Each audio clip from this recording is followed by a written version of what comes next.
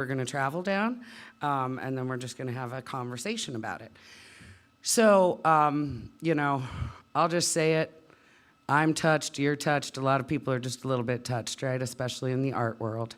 And we all navigate through that on our own through our whole lives, and we realize we're creative and that making things and creating things and making beautiful art of one type or another makes us feel better, and it makes us maybe feel whole or like we've got a purpose and a place that we fit into. And that was just kind of where I lived with my art until I had the opportunity to start working in the Noto Arts and Entertainment District as an arts administrator, but then more so in my work at Artismo, because it took what I looked at as like a little microcosm, my experience and the experience of other visual artists that I knew and some good friends that were writers or musicians, and it opened it way up to where all of a sudden I was exposed to so much more creativity, a lot of different musical genres, writers and what makes them do what they do, and then even visual artists who operate differently than I do.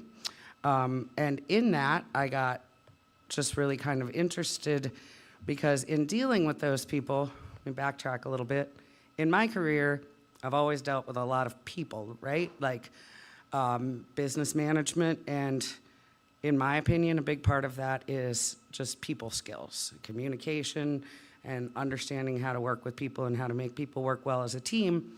And when you come into an arts arena and you try to do that exact same thing, it's a whole different ball of wax because of the people and what we are like. And there's been opening up in the last couple of decades on how we talk about people's mental health and people's differences. It used to be a lot of times we didn't really acknowledge those differences. We certainly didn't understand them quite like we do now. And so I think that being an artist who also works with a lot of different creatives, you're sort of forced to face that and realize it as a reality. And then as such, I got to looking at some various different studies. And because it's actually a topic that's studied a lot, the artist's mind, because they're unique. So, and then when I knew I was going to do this, I happened to be at a museum bookstore, and if any of you have the opportunity and find this subject matter interesting, I highly recommend this book, The Artist's Mind, written by Catherine Versillo. But are you all, I know I was raised on Shel Silverstein. Maybe that has to do a little bit with how I was raised, but probably some of the rest of us were too. He's got some really sassy adult poetry and music, but found great commercial success with children's literature and poetry. And I remember a lot of those. A lot of them stick out in my head. In fact, I won a blue ribbon at the county fair for reciting Sarah Sylvia Cynthia Stout when I was young. But this one, when I got looking into the whole idea of the artist's mind and some of the challenges, idiosyncrasies, differences, this kind of stuck out on me. So I'd like to go ahead and read this. It's a poem by Shel Silverstein called Kidnapped. This morning I got kidnapped by 3 masked men. They stopped me on the sidewalk. They offered me some candy, and when I wouldn't take it, they grabbed me by the collar and pinned my arms behind me and shoved me in the back seat of this big black limousine, tied my hands behind my back with sharp and rusty wire. Then they put a blindfold on me so I couldn't see where they took me, and plugged up my ears with cotton so I couldn't hear their voices, and drove for 20 miles, or at least 20 minutes, and then dragged me from the car down to some cold and moldy basement where they stuck me in the corner and went off to get the ransom, leaving one of them to guard me with a shotgun pointed at me, tied up, sitting on a stool, and that's why I'm late for school. So that's legitimately like the kind of art that I was raised on. And it's dark and it's sinister, and as a kid, I didn't really see how dark and sinister it was, but a lot of his work kind of reflects a different way of thinking. And this book really dives into that and explores that, and I want to call out a couple of pieces, and I also want to talk a little bit about a study. I think I'd like to talk about the study first to kind of give us a little bit of context. And excuse my notes, but I don't really have a scientific mind that remembers the details of studies so much. But one of the takeaways from this study is that drivers of creativity include originality and divergent thinking. And this is from the SciPost. You can find it on scipost.org. And the name of the article is New Evidence on the Mad Genius Theory. Are famous artists more prone to mental illness? So the study itself, the researchers selected 104 artists. And of that group, there were 68 scientists, 27 athletes, and they were chosen based on their high levels of achievement and their ability, detailed biographies, including information on their personal lives. They then wanted to assess the impact of different ways of thinking and mental disorders. And what they did was they separated out these groups into control groups, and they provided some of the control groups with they kind of had them do like a job interview type scenario, and then they gave one of them positive feedback, one group positive feedback, one group neutral feedback, and the other negative feedback. They were very critical and mean and harsh with them. And then they had collected a pool of qualified judges. They then took those people following that experiment and gave them a specific creativity test that were then analyzed by the judges. And the finding of the studies revealed that artists had significantly higher lifetime rates of mental disorders compared to both the scientists and the athletes. Specifically, nearly 60% of the artists were found to have had at least one form of psychopathy during their lives, and with this rate increased to 83% when including cases where a disorder was deemed probable. So in contrast, that was 35% of the scientists, 48% of the athletes, versus 60% of the artists. And I just think that looking into this and all of this study, it really creates like a big why. The findings indicate that the relationship between mental health and creativity is complex, that there is a positive relationship for world-class creative artists, including writers, musicians, poets, and actors, but not for world-class creative scientists in general, and for athletes. So the severity and kind of mental illness were relevant, and it tended to be moderate, but it was a pretty interesting study.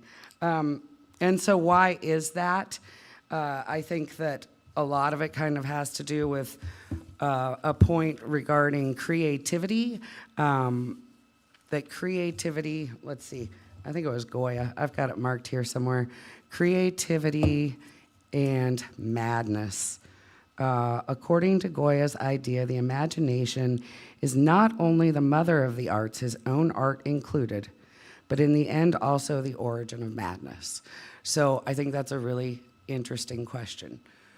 Our imaginations, we look at a lot of things that really also correlate divergent thinking, out-of-the-box thinking, actually an inability to ignore the non-pertinent things in our environment.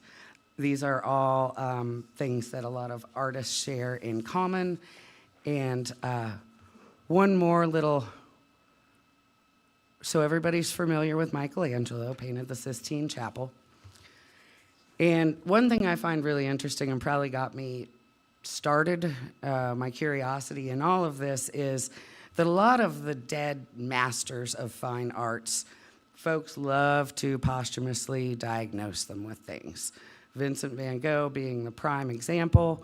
They have, after his death, diagnosed him with schizophrenia, depression, things all over the place. So Michelangelo was a sculptor. He was a painter. He painted the ceiling of the Sistine Chapel. Well known that he and the Pope who commissioned him to do that work did not get along at all.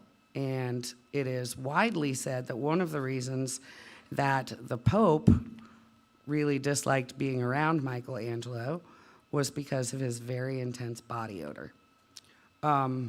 Again, you know, none of this is diagnostic in and of itself, but what do these things suggest?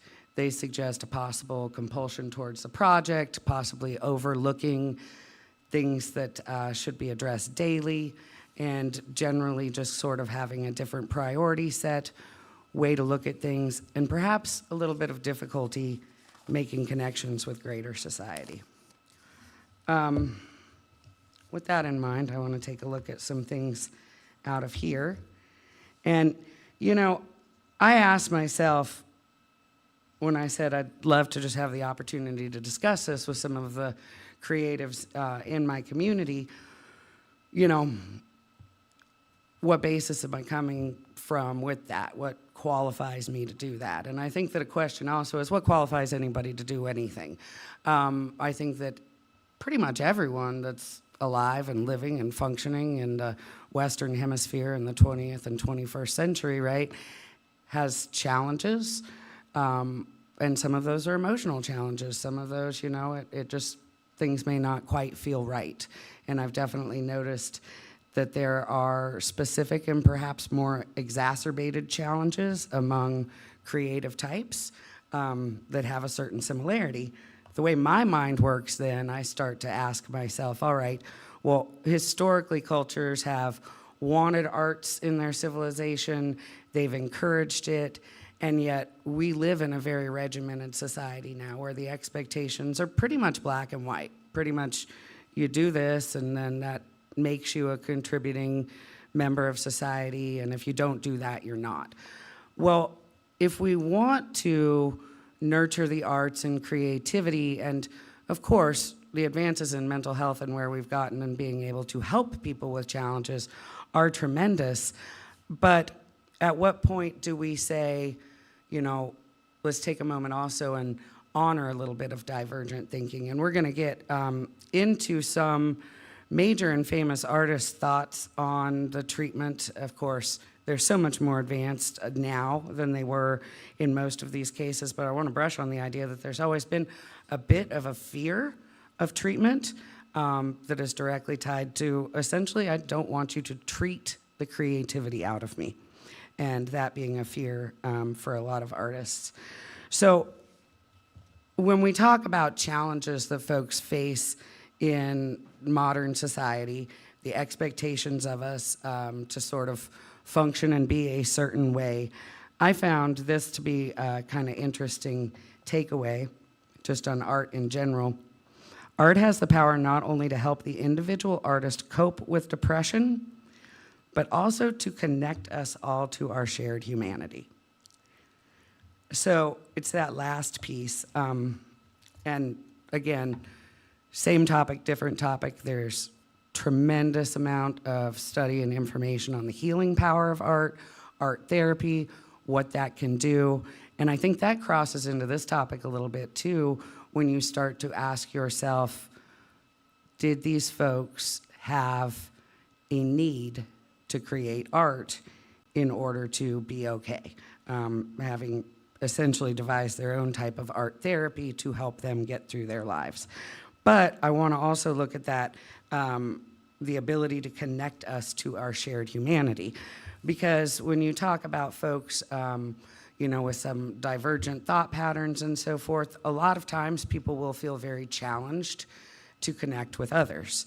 And it's a pretty high expectation if you want to have a good functioning life in today's society, is to be able to have social connections, business connections, meaningful connections to sort of carry on our lives. And musicians, writers, visual artists, and performers, hate to use the word crutch, right? But it can, in my experience, sometimes serve as a little bit of a crutch, as someone who can be sort of introspective, introverted, an overthinker, right? I hear a whole lot of artists, like pretty much all of them I run into, tend to describe themselves as overthinkers. And how does that start to tie into that inability to ignore the non-pertinent stimulus in our environment as well? And so I do think that whether or not Maybe you're writing song lyrics that connect to your friends and your community in a larger way than just your presence or your word or your conversations.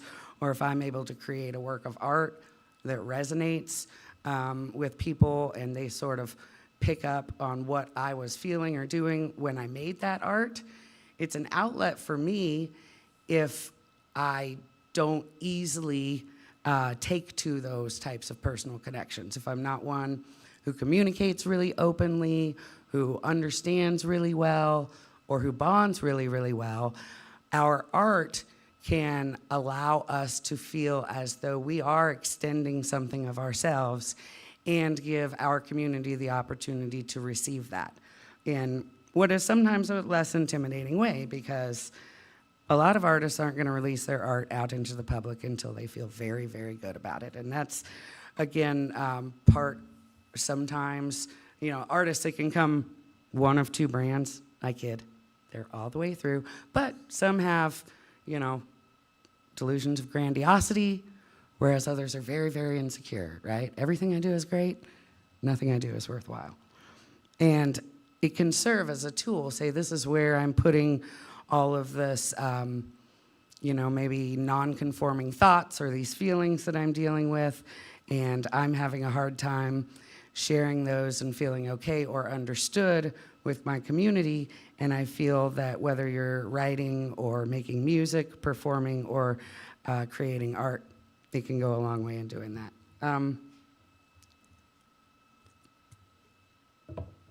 Thank you. So I did want to, again, touch on this idea of treatment, because it's something I hear today, because a lot of mental health has made great advances. It's very good, and it's life-saving for a lot of folks out there.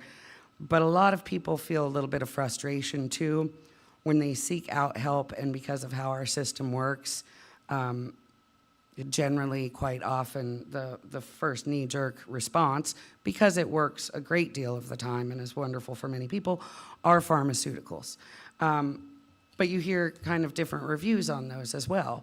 You hear that, they may dull somebody's thought patterns or their feelings.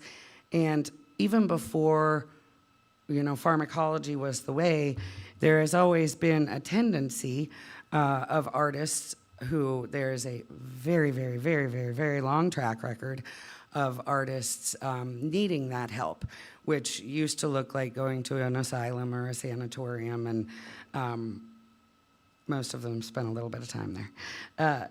So we look, and Edvard Munch was one artist that believed this. Also, Goya believed that his depression and his creativity, again, talking about that imagination being the source of creativity and madness. This is phrased a little bit different way, is creativity derived from the same source, and without one, he could not have the other. So when you've got an artist who has defined their life and their worth and their reason for existing and all of that by both what they create and the process of what they create, but also their place in their community, their place in their family, their social circle. It's kind of the life that they have created. It's what they know. It's where they feel comfortable. And so there's been a long history of folks, creative folks, who have a fear that if someone could make them better, that would also result in them being less creative, not creative at all, or losing their skill being the one thing they truly believe makes them special. So this does create a very specific challenge. This is probably one of the reasons that it's studied and studied again and has all kinds of different folks continuing to look at it, is because it is not a very easy thing to study. So real briefly here, the link between creativity and mood disorders is not exactly clear from a scientific perspective for a lot of reasons. And one is the difficulty in defining creativity in a way that is measurable from a statistical standpoint. And another difficulty lies in identifying an appropriate control group, since mental illness can be influenced by so many factors. So, I mean, when you talk about mental health and then you talk about creativity, there's a big spectrum and a big difference in understanding what that is for a lot of folks. So, all right. Let's see. I did want to come around, and I've got just a wealth of information on artists, current artists, who are very outspoken about their battles with mental health issues, and also some, if you are interested in going forward and learning more and studying that at all, you might look at some of the autobiographical information about Beethoven, Kanye West, that one's pretty obvious, right? Virginia Woolf, Ernest Hemingway, Isaac Newton, Judy Garland, Robert Schumann, of course, Vincent van Gogh, Kurt Cobain could be debated, right? I do want to, in my own journey, and I think that it's really important also to draw the correlation that an artist's creativity is a very, very personal journey. It's going to be a very unique journey. You would be pretty hard put to find artists who take their craft seriously who have the same origin story, right? The passion comes from different places, and the motivation comes from different places.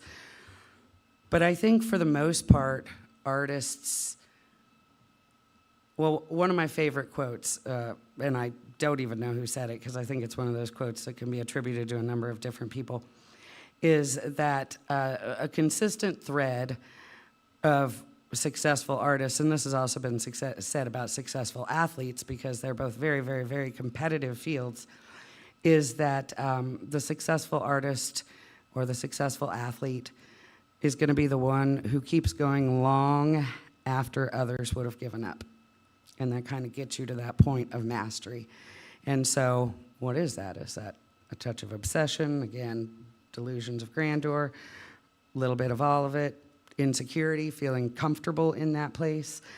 So Georgia O'Keeffe had a pretty interesting story, and both with her artwork, her life experience, and her mental health, as did Frida Kahlo. Very, very interesting to study in regards to the healing effects of art and post-traumatic stress, and very interesting in that light. But I want to say, because this is one of the highlights of when I picked up this book, something that Georgia O'Keeffe held dear, and it really resonated with me also: the importance of radical self-care and thoughtful life choices in order to live peacefully with mental health issues. And I think that's really big. I think that a lot of time artists make choices. I mean, not all artists make choices all the time that are good for themselves or their health, but sometimes they act a little out of the ordinary. They maybe do something a little bit unexpected. And I think that creatives who want to see that grow and foster and develop are very wise to keep that in mind. Protecting your own mental health, caring for that, whatever that means. It's going to mean something different for everybody. So, all right, cool. Those are my thoughts on the artist's mind, and I got a lot more thoughts on it. I think we might be able to chat about it if anybody is up for that. It's a really interesting topic. I really love how it crosses all disciplines, and there's just a wealth of stuff to read going way back on it. So thanks, everybody.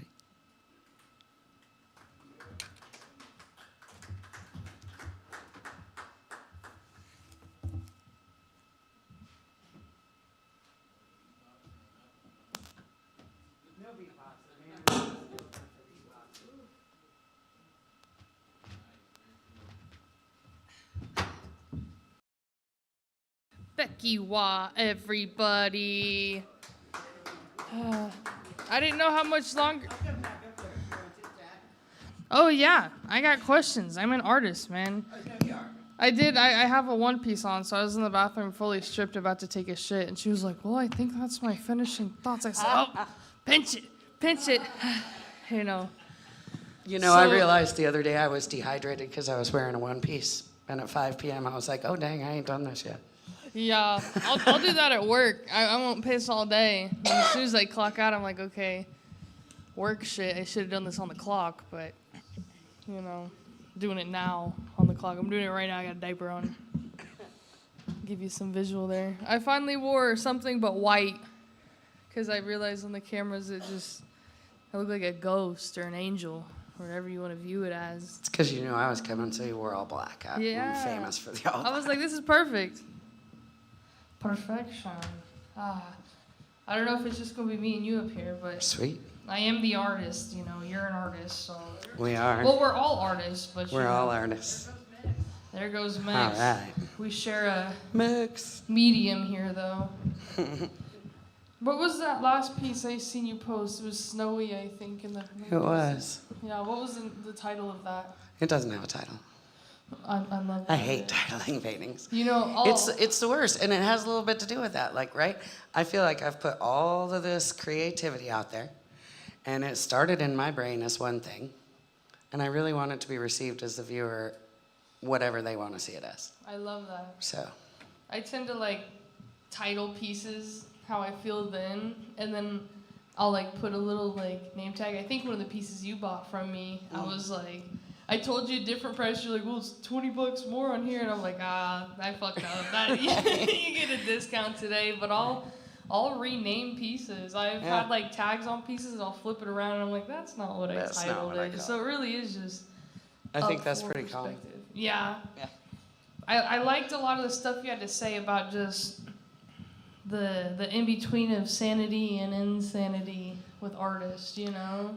Well, and I think what's kind of interesting is like even that isn't all that clear in that as an artist, you can need to create something, and sometimes it helps, but sometimes it takes on a whole bag of issues unto itself. It does. I guess, because I know that people talk about winter slumps, you know, do you feel like you get more inspired, I got crazy feedback right now, more inspired when you're at your lowest, or do you think it's like the post-low? Oh, I am most inspired when I'm super depressed. Super depressed.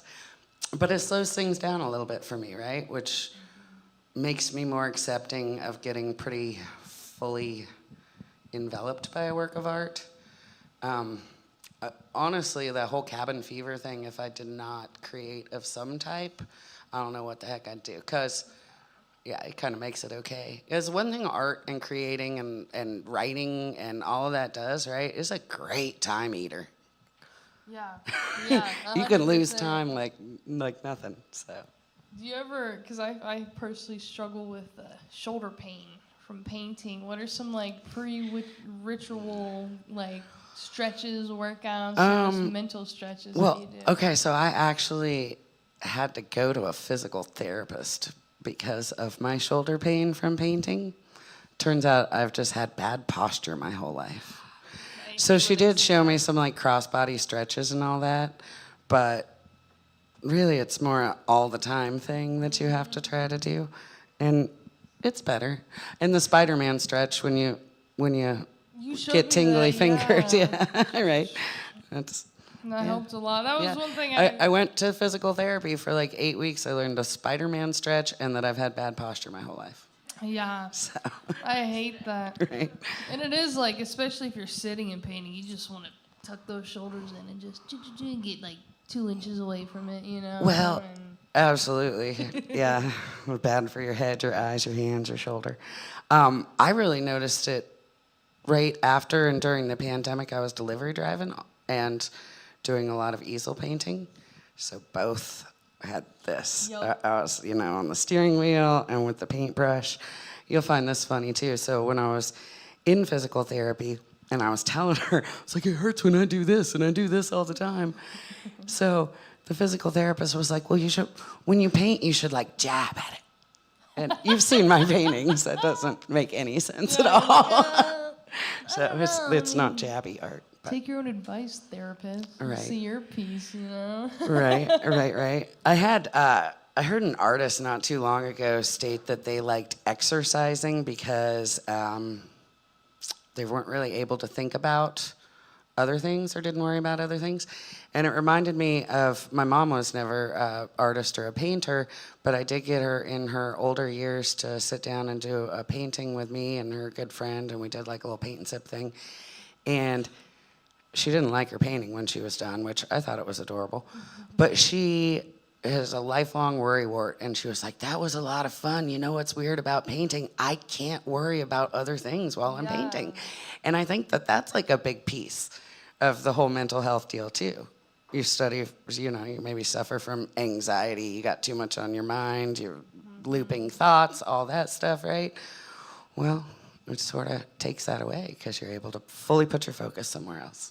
And I think that's like with a lot of just different arts, like even the music and stuff, like I see artists get up here and get in that flow state, you know, they're like, they're locked in, and that is something like, I guess what I was going to ask earlier is because I know you're an artist, so it's like you focus on details. Do you think a piece is truly ever finished? Yes. Yeah? Yeah, because I'll mess it up if I keep messing with it after it's finished, for sure. I've done that for sure. Yeah, and that's a really hard point to find, figuring out when something's finished.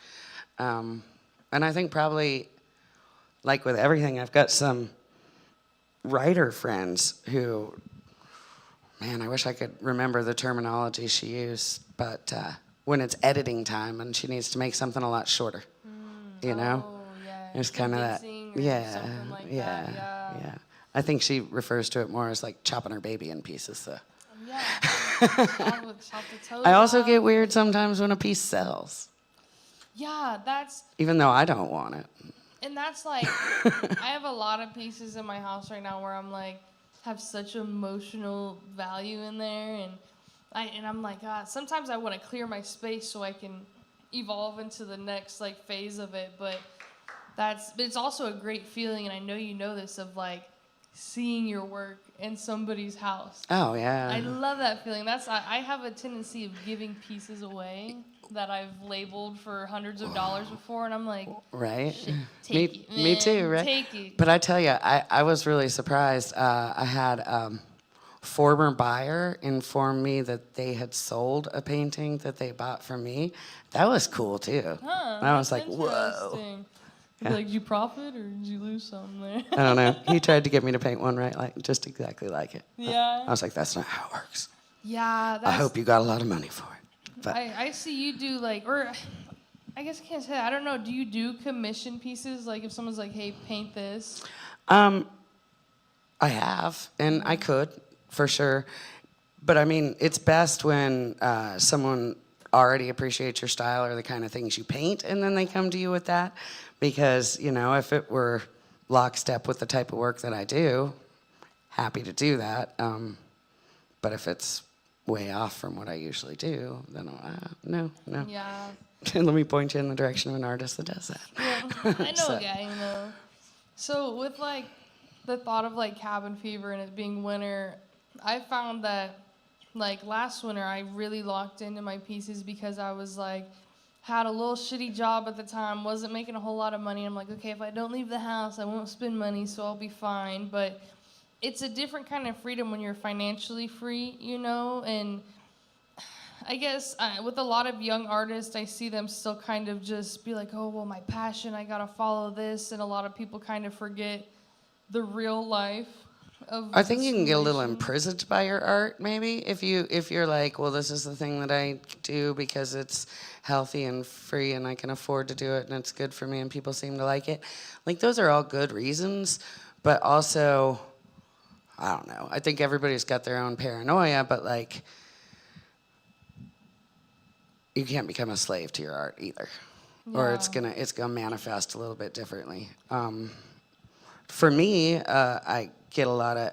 It's weird because I get a lot of work time getting all like cooped up inside, but I get a lot of inspiration from just running around and not being inside. So.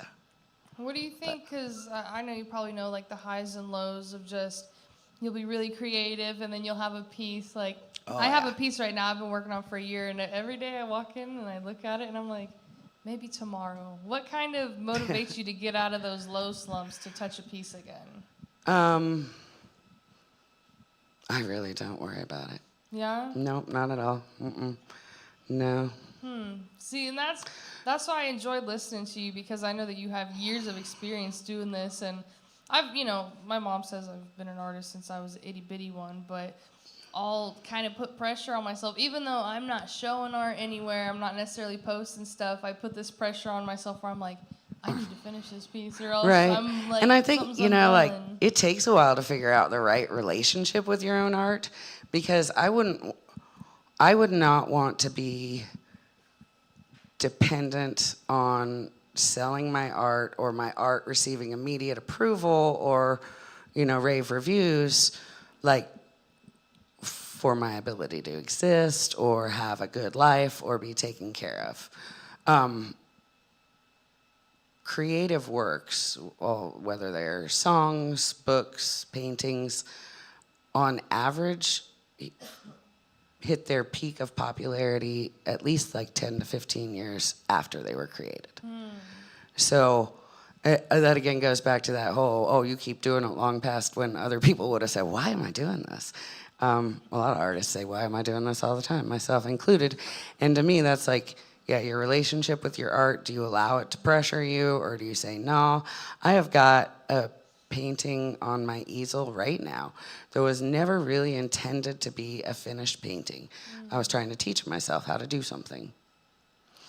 And I moved from the right side of this canvas to the left side of this canvas. It was a flower, and so the whole canvas was basically a bouquet of flowers. And by the time I got to the left side, I had figured out how to technically do it. But my left flowers were never going to look like my right flowers. That painting will never be done. I love that. I also have not disposed of it. It just sits there so people can walk by it and be like, are you going to finish that? And they'd be like, nope, probably not. No, yeah. I don't know, that's so like inspirational you saying that, because it like made me remember something I told myself, the piece that I'm working on right now. I was like, this is going to be a piece that takes me years. And 2 times now, I have my little paints mixed up in like condiment cups. The paint has dried out, and I've remixed, and it's not the same shade. Right. So it's never, and it's a self-portrait too. So it's like the different stages of like the colors slowly changing, and people have been like, I literally cannot tell, and I'm like, But you can. I can see it there. Yeah. What? For Okay, sure. and this has been a consistent question because I have some hate towards this evolution process in humanity. What's your opinion on AI art? Oh. Well, first of all, I can always tell it's AI art. Yeah. And I don't know. I don't love it. I absolutely don't. How can you tell? I don't love that jobs are going to it, right? I understand it's a tool. Like, I've had to get used to a lot of technical advances that I wasn't super warm on, being accepted tools. I think that there will always be a discernible difference, for one thing. And I think that somewhere it'll settle in, the newness of it, the fabulousness of it, what it can do, what we want it to do, what we're going to rely on it to do or allow it to do.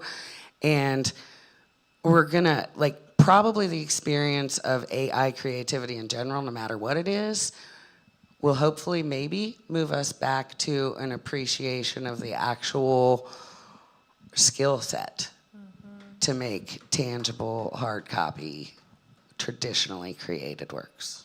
I love it. Hopefully. I don't know. That's what's up. Or we I all just get taken wanna- over by wanna robots. ask you like 2-3 questions, whatever. Yes, sir. For the local music community right now, what motivated you to come up here and talk today? Oh, I don't know. That's a good question. Ah, damn. What? Because I like to see if people are interested in what I'm interested in. Because That's what's up. y'all gave me the opportunity to. Because I come and watch the musicians. That's cool. Hell yeah. Like I wanted to how can any of the artists out here, what can they benefit from after what you said? Like all the information that you gave out today, how are you wanting to benefit them? Okay, so I think that a lot of artists who are serious about their craft put a tremendous amount of pressure on themselves. And for good reason, because it's a super competitive field. If you don't put pressure on yourself, you're not going to exceed. You're not going to be better than the next guy. If you don't put a lot of time and work into it, it's not going to work out. But that results also in a lot of personal pressure and emotional pressure. And if you happen to be a creative person who's particularly sensitive, right?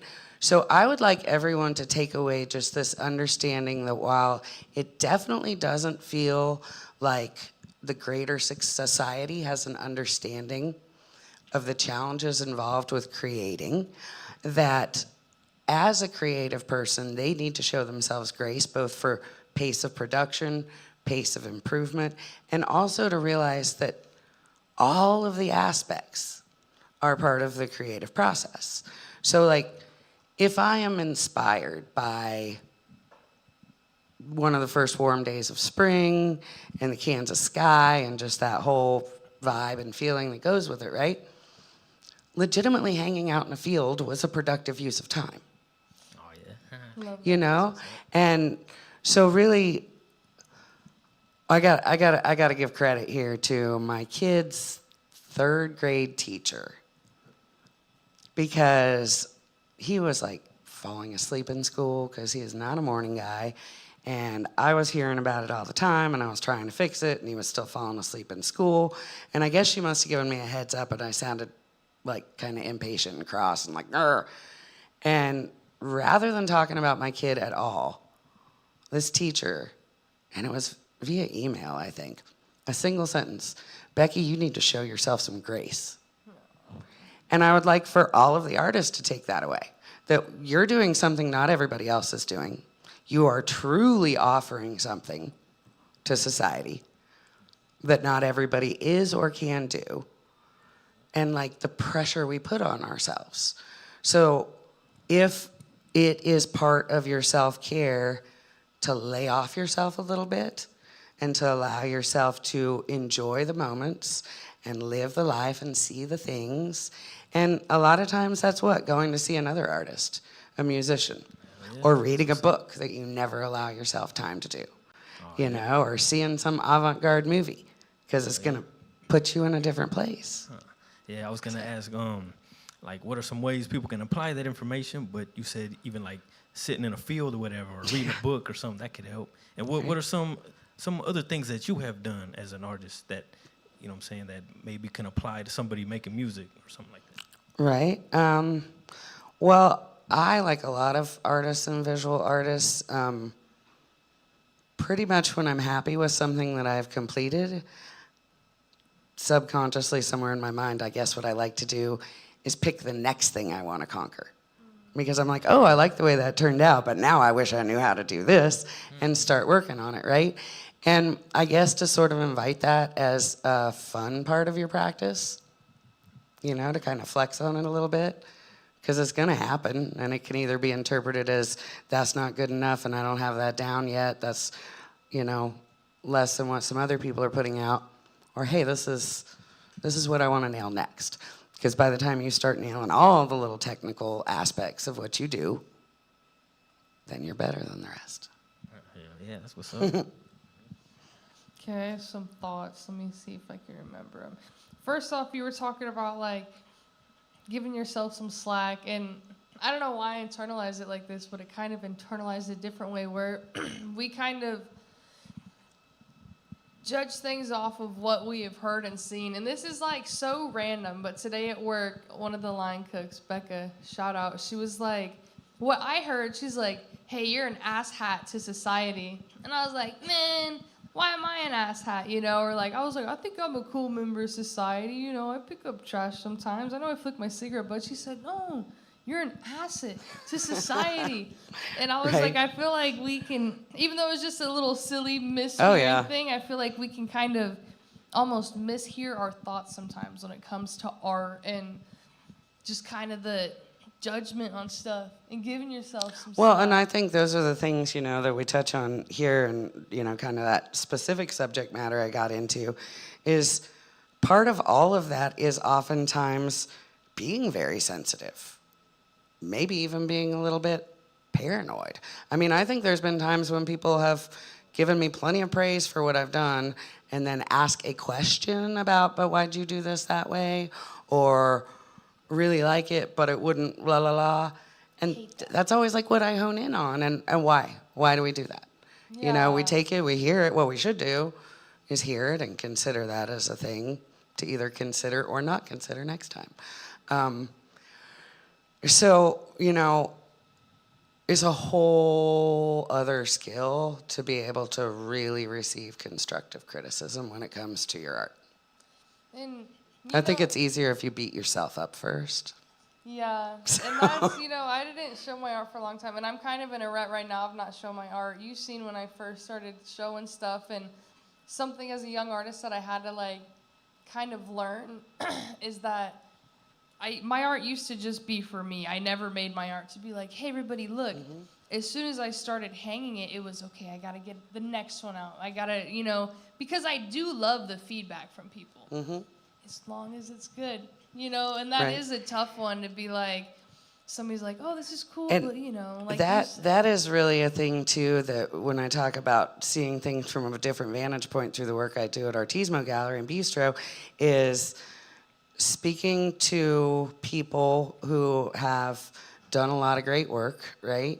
And sometimes it is talented musicians who are sounding great, but they maybe haven't been on the stage before, or visual artists who have been doing the work behind closed doors and they haven't shared it, or maybe they haven't shared it in a long time. And you know, it's not my business to break through that. That's on each artist to make that decision to come around and do it. But it is really beautiful in that space to be able to see people come into their own. And a lot of times it is like that because they are in their garage making fantastic music, or they are, you know, holed up in their basement for years making great paintings. You know, so to be able to witness in a space like Trauzzma, to be able to see them watch other people appreciate what they do, or remember how it feels to be on stage, remember how it feels to speak about their art, is pretty cool. You know, I like that a lot. You know, and I do have to say, I appreciate you coming up here because I have been personally victimized by short reels and not sitting and fully absorbing something that somebody has to say.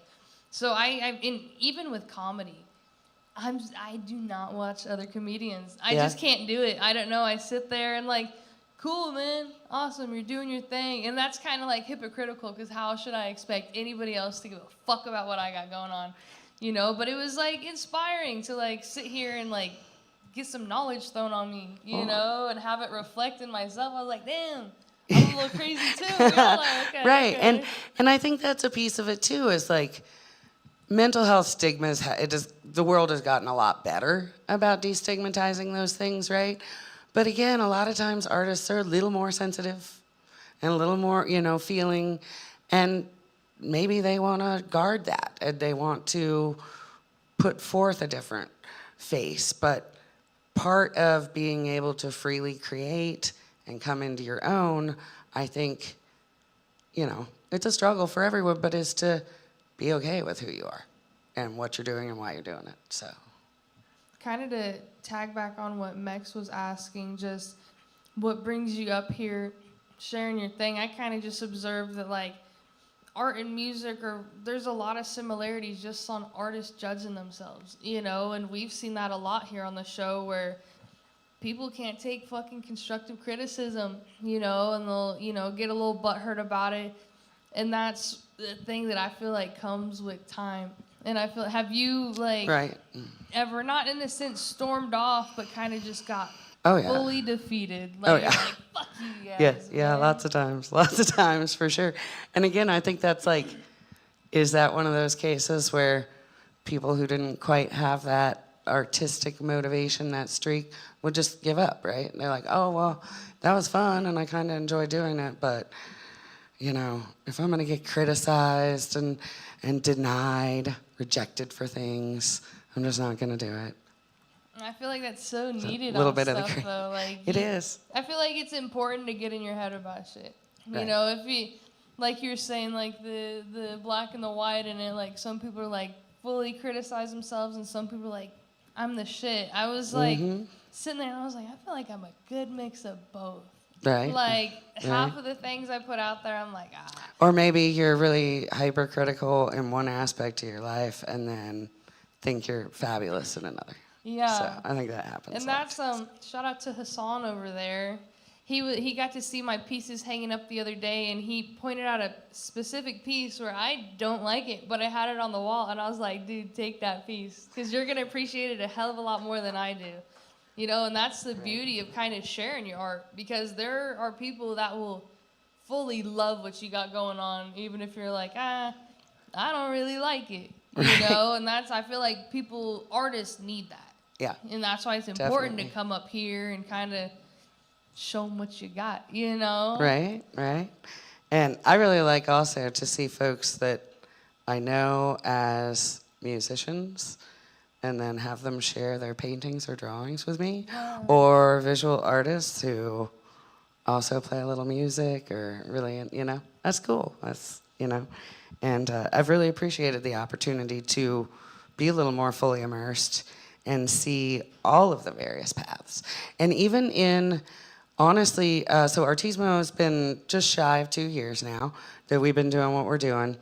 Even in that, Jenny and I were talking, even in that period of time, you can see the rescission of those who are not, that don't have that keep doing it thing. You're like, hey, what happened to that guy? Yeah. You don't see him around anymore.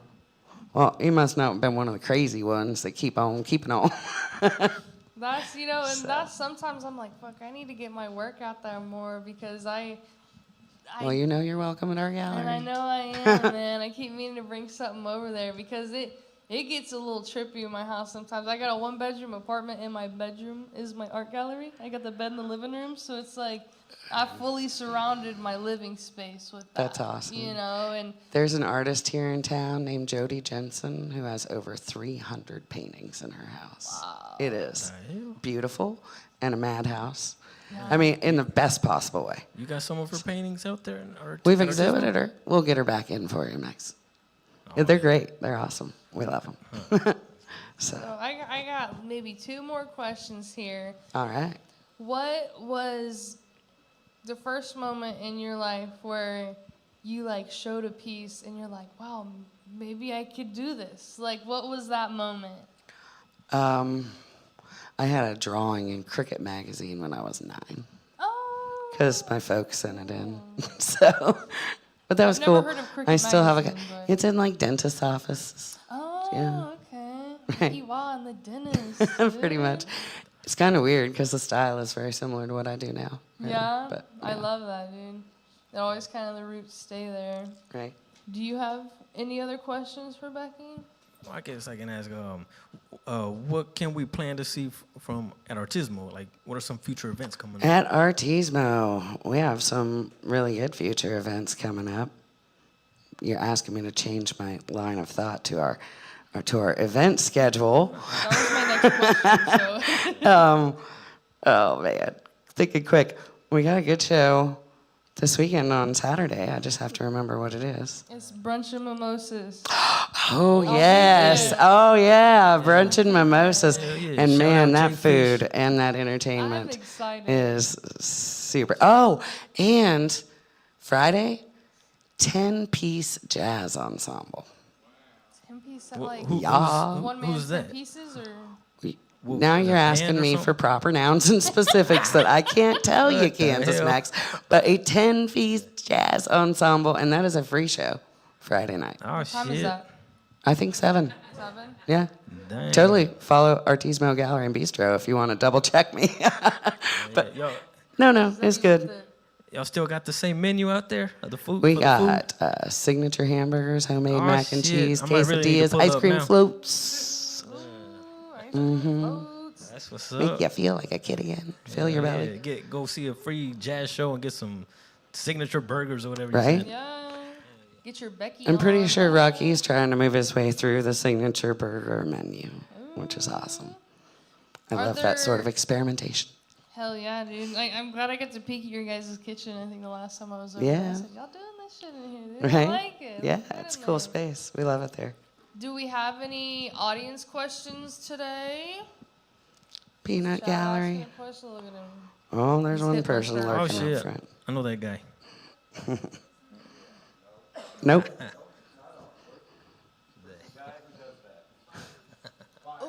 Here. Yeah. Shadi got a question over here, and I'm gonna hand her the mic for right now. I My mean, mic. yeah, go ahead, go ahead. Oh. No, go ahead. Let Crystal have it.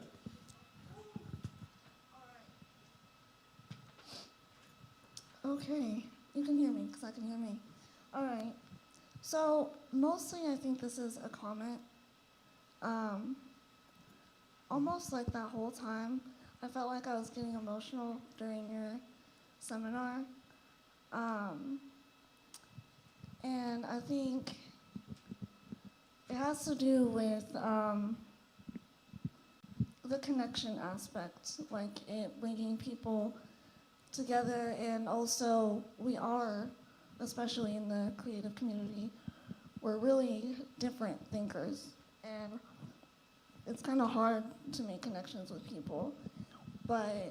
And then I'm kind of a recent addition, I feel like, to the creative community around here, and it's been awesome. It's awesome learning about everybody. I'm a really observant person. I actually pay attention to what I'm hearing, what I'm seeing, what I'm noticing in people's posts and stuff. And I might not be communicating with these people directly all the time, but I do feel like I'm getting to know them and finding things that I relate to them with, and it helps me in my own journey and journey of self-discovery and just trying to see how I fit in the world, really. And I want to be somebody who is more open with themselves. I am authentic, but I don't talk about everything that I think about. Not that I want to, but I'd like to feel like I can and have people that I can talk about these things with. And I also thought about how you said there's a fear of treatment in the creative community as well. I think that a lot of the treatment out there, even if it's not medicinal, well, for me, I'll just speak for myself. I don't want to think differently necessarily, and I know that there's some things that I think, or just ways that I think that aren't typical, and I'm afraid of being looked at funny for it, and like, oh, that's not the right way to be, go this way. No, I don't want to. Like, I like this, I don't know, have some things to work through. Right. No, those are really good points. And on that last point you make, one of the things that it can be art and creativity can be really good at is a conversation starter, right? If we are, thoughtful and introspective people, we sometimes are a little averse from small talk, right? I mean, we can put up with it, but we want to have a real, legitimate, tangible conversation. And a lot of times our art can serve as a really good entry point for that. And on your topic of sort of, you don't want to think differently, it's important for folks to realize when their thought patterns are damaging, of course, to themselves or others, but there is great beauty in diversity of the way people think.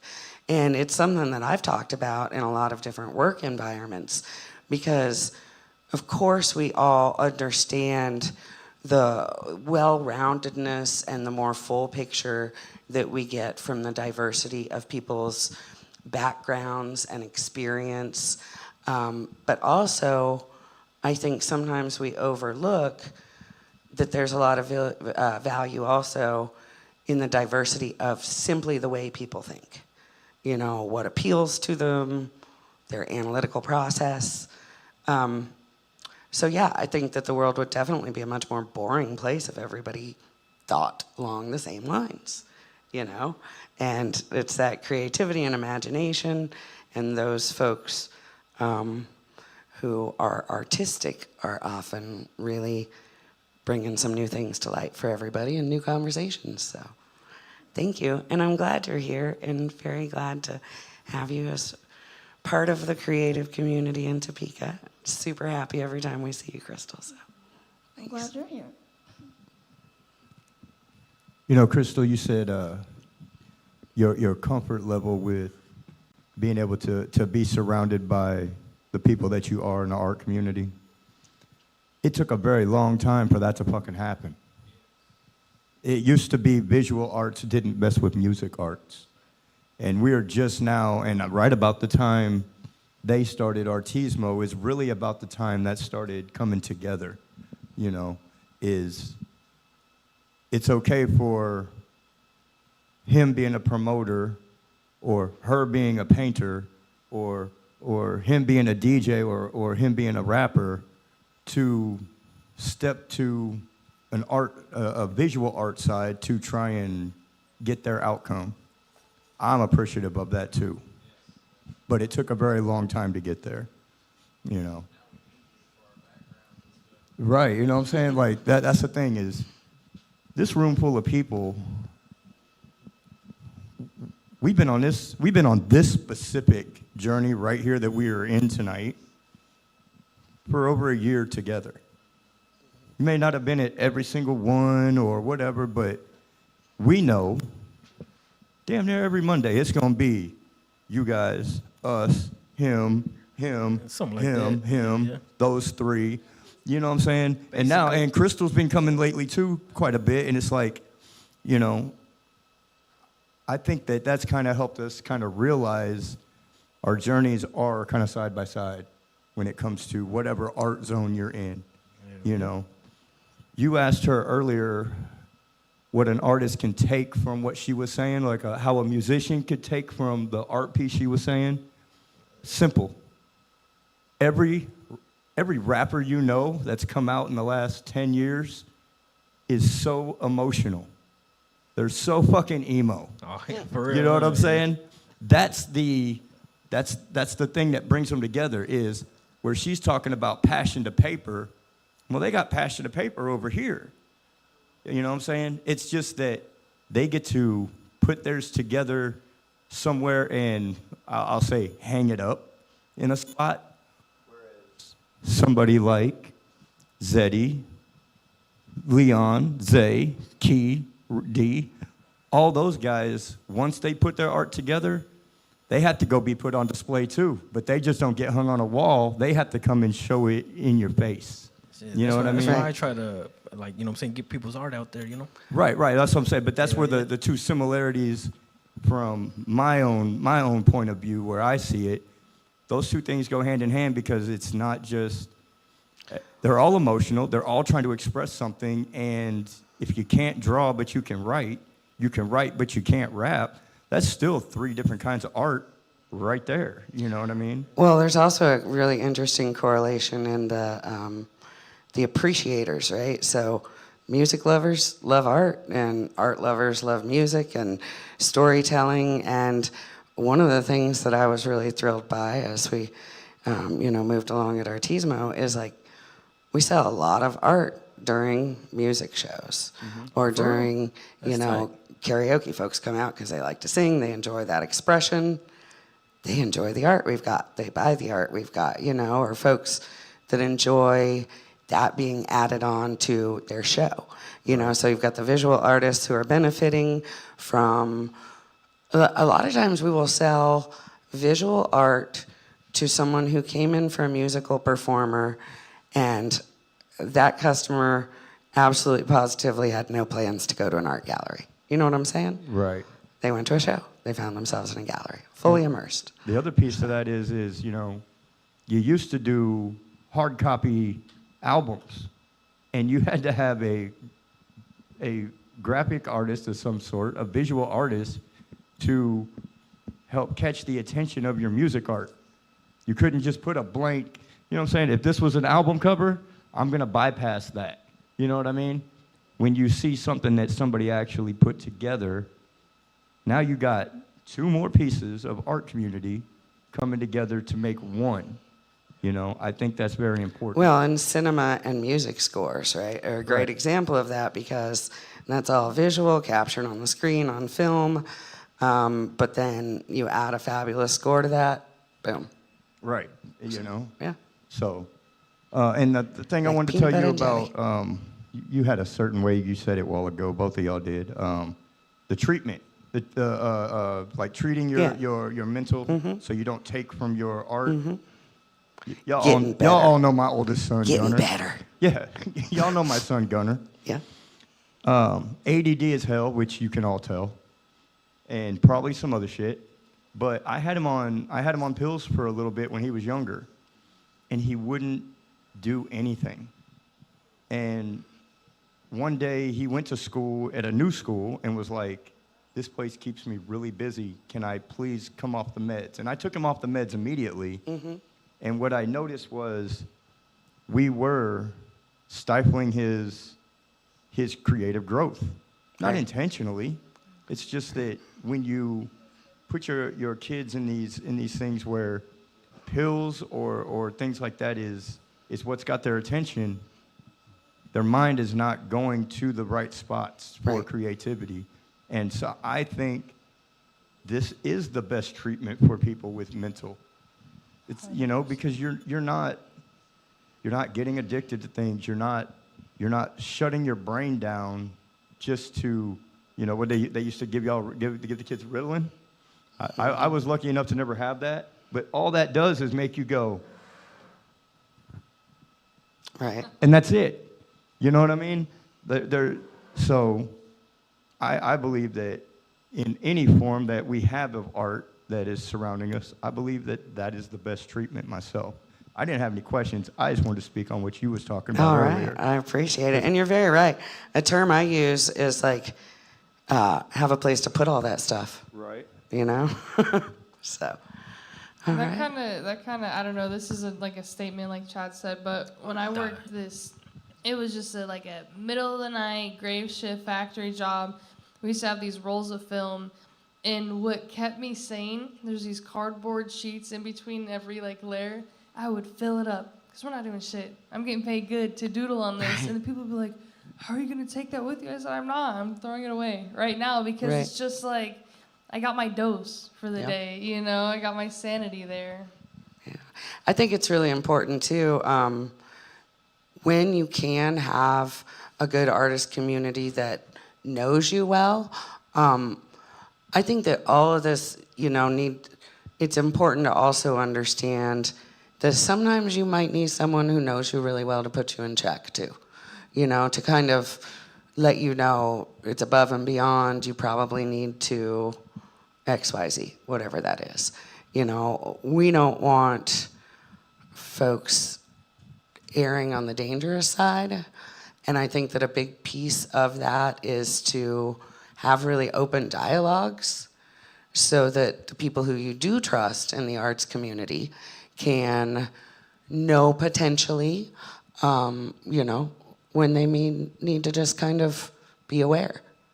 And I think it's real hard for creatives and artists to necessarily find that from someone who isn't a creative or at least doesn't really understand their creative self. You know, and the thing with artists is like a lot of us are stubborn as fuck. And No. that like I internalize that what you just said because I've had people be like, "Hey, like, you know, just giving me advice." And my stubborn side, it almost helped me because I was like, I'm gonna do exactly the opposite of what you said. And whether that being through expression, through manic episodes of paint on paper, like it was still that kind of word that leveled me out a little bit, you know? Yeah. So I had a question. It's actually 2 questions.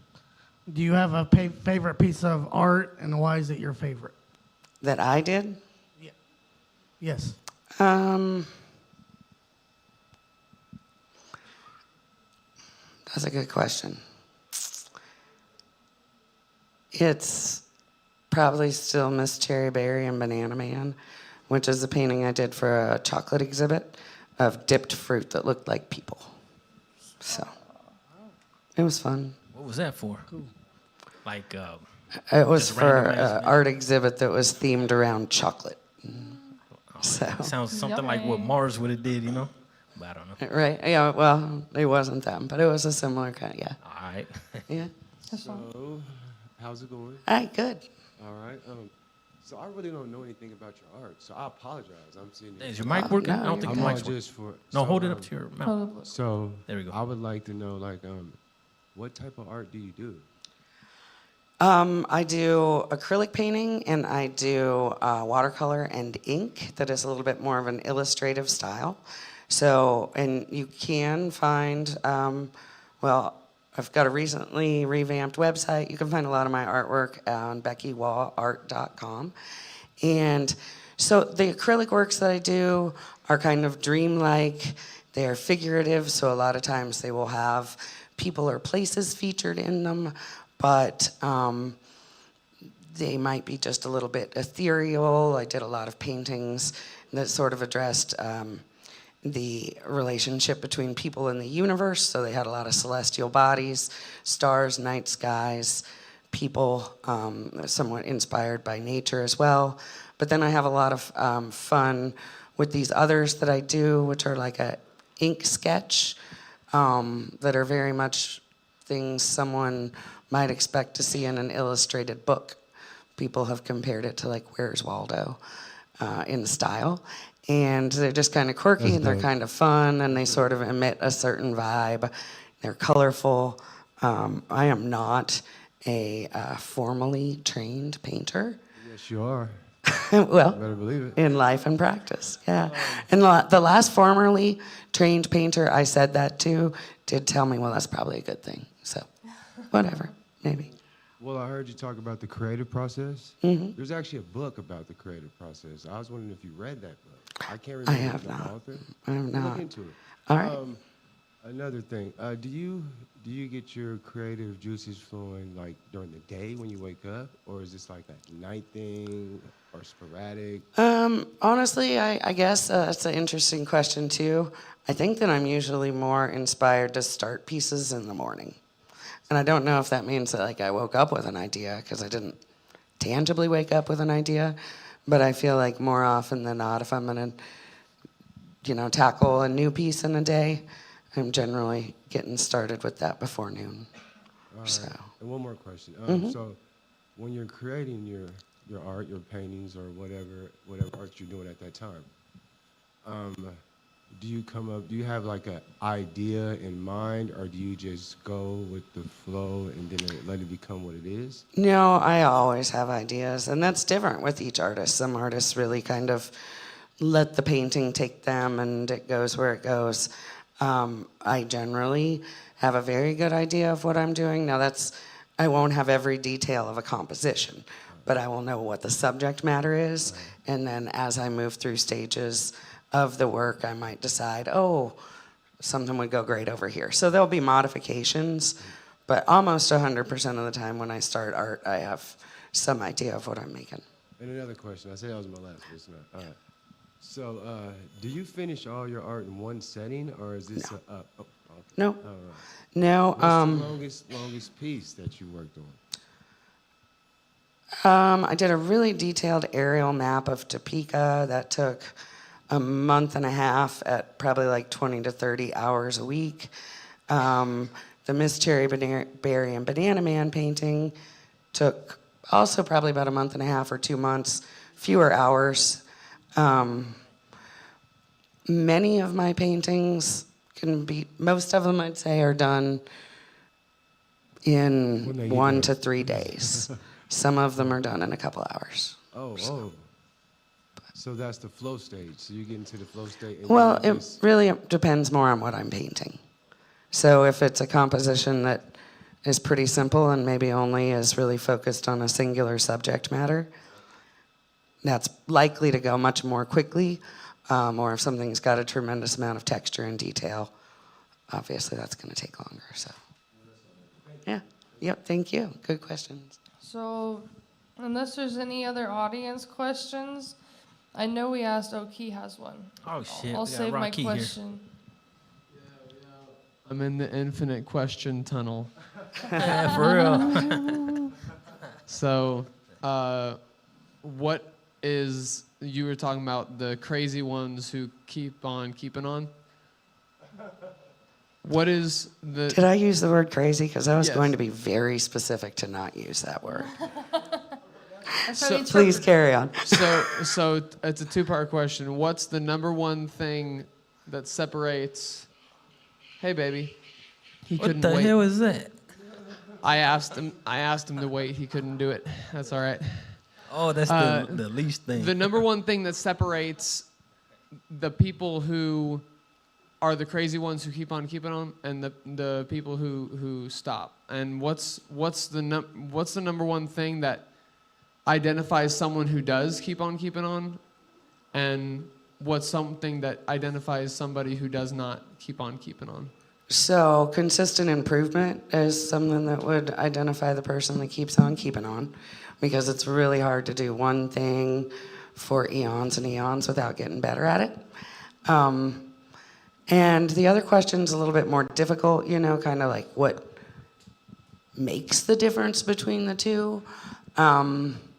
Maybe it's passion, maybe it's a form of obsession, maybe it's a comfort level. Probably just some sort of good feelings they get from what they do when they're doing it. Whether, you know, that they feel good about what they're making and how they're making it, or they feel excited about making next steps in it. I think it's definitely an internal motivator, you know? So I guess my answer would be that the real difference is whether or not a person had a hot enough fire inside or a meaningful enough internal motivator to just make that happen. And it either will or it won't. And I think that, you know, when you look at the end result, it is, you see the consistent improvement when someone works at it like that. One more question. What is that thing for you? What is it for you that continues to drive you to continue to create no matter what? I think it is a little bit that it's a comfort place for me. I enjoy it. It goes beyond comfort for me in that it is fun and enjoyable. And then also, you know, if you feel you're a little bit good at something and you're a little bit of a perfectionist, that's definitely the road you're going to go down. And so I definitely am one who can be really happy with something that I've done, but if I'm lucky, it is going to spark the next idea on, oh, and wouldn't it be cool if I could do this? So, The keeping on aspect. the keeping on. So I know we asked earlier, you know, what are some events for Artismo? What are some, I'm not even gonna label it as events, moments for you coming up, if you have any? So I absolutely adore doing live paintings, and I hope to do quite a few of those through December, because we got a helper at our Trauzzma Gallery and Bistro working with Jenny and I, and that'll free me up to do more of that. And that's also a really good example of like that connector, right? It really helps me when I can work, you know, in that capacity. It makes what I do more relatable to the people who see me do it, and is a great conversation starter, and I feel people understand me a little bit better when they've seen me in action. So hopefully I'll be doing that a little bit in December. For sure. And really, you know, just moving on into 2026. We opened up at our Trauzzma Gallery in February of 2024. And we've been through it, man. And it's just continued to get a little bit better. So, I mean, personally, I'm just excited to see what happens there. I'm also starting to find a more comfortable balance, because there was a lot of changes in schedules and expectations and all of these things in opening up an art space and bringing that into what we already did. And I'm feeling a little bit more confident about the type and style of my artwork that I want to lean into. So that's fun to sort of know and own that and be ready to dive into it. And also starting to hit a better groove as far as finding time and inspiration to do it.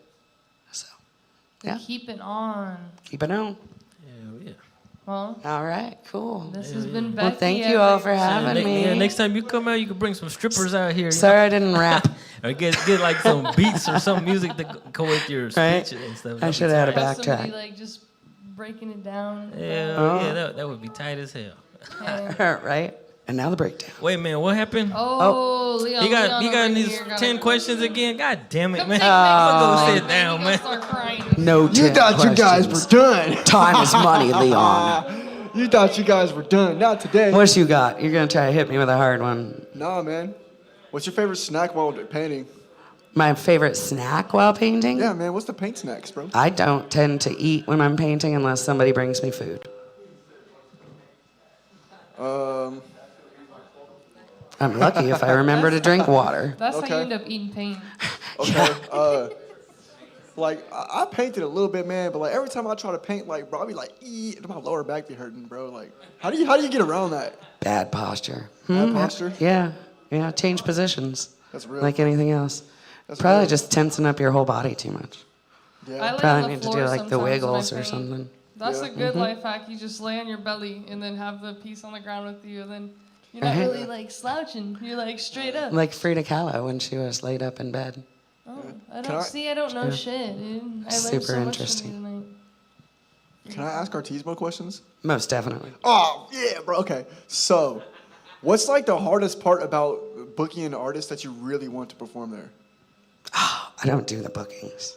Oh, okay. And Jenny does our bookings, and she's really good at it because she's good at having a lot of different irons in the fire. So I can tell you that if I were doing it, that'd be the part I'd be bad at.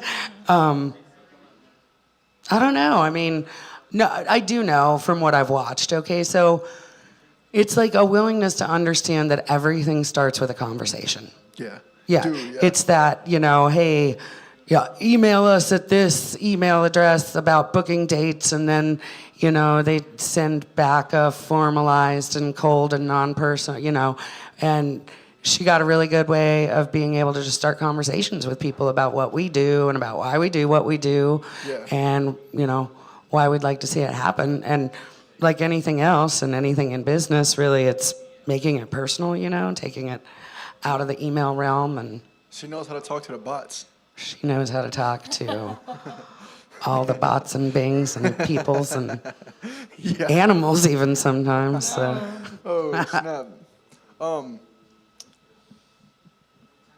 Dang, I just had a brain fart. So, out of all the paintings that you've made, what's the name of your favorite one?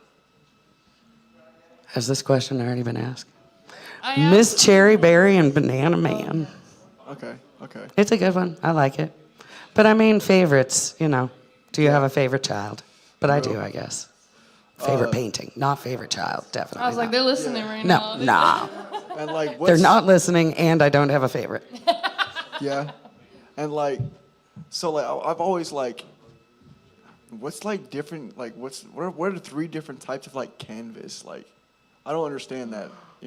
So canvas, now this probably isn't even accurate because there's definitely different grades of canvas because it's a woven piece of fabric stretched on a wooden frame. But as far as substrates for painting, you can paint on a canvas, which is a woven piece of fabric stretched on a wooden frame. You can paint on board of various types. Yeah, a lot of the old masters painted on wooden panels. Really? Yeah, paper. Shit. Not sheepskin. Paper's always a winner. It's happened. Vellum, What is that? some kind of skin. Oh, Whoa. How do you feel about energy drinks? I don't drink them, and I always told my kids they'd give them a heart attack and that they should lay off. Real. I think I ran out of questions, so I'm done. All right, thank you, Leon. Thank you, everybody. you. We're a wrap, right? Yeah. All Thank right, you, thank Becki. you.